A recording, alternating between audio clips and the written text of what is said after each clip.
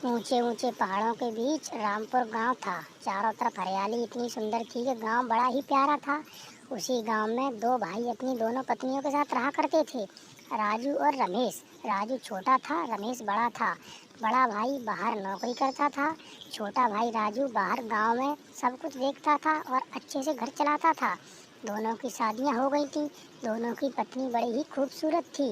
राजू की पत्नी पूजा बड़ी ही सुंदर थी और रमेश की भी पत्नी बहुत अच्छी थी, जिसका नाम सोनम था। सोनम पर इस बात से परेशान रहती थी कि उसका पति घर से बाहर रहता है, घर में बहुत ही कम रहता था।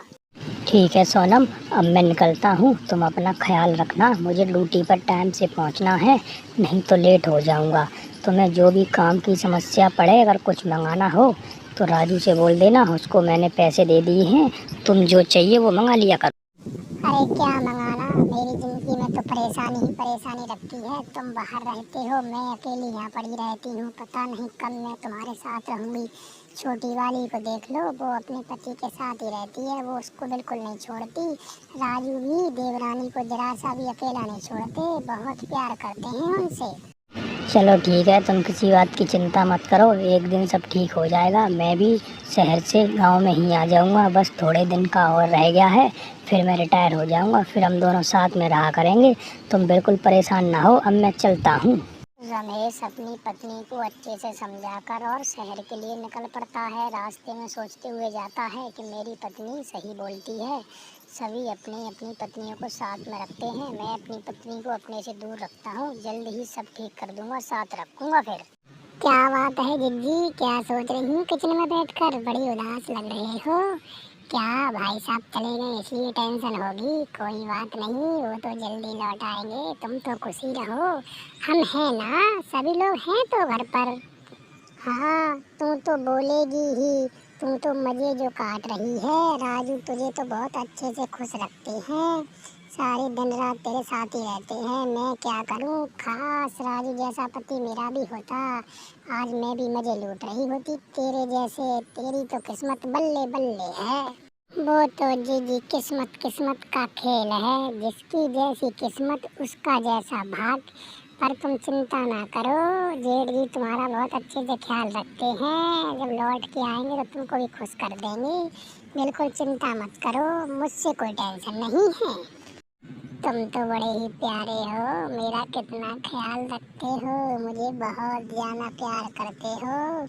उधर जेठानी जी को देख लो, अकेली ही तड़पती रहती हैं। अरे बाप रे, हमको जेठानी जी देख रही हैं, ये गलत बात है।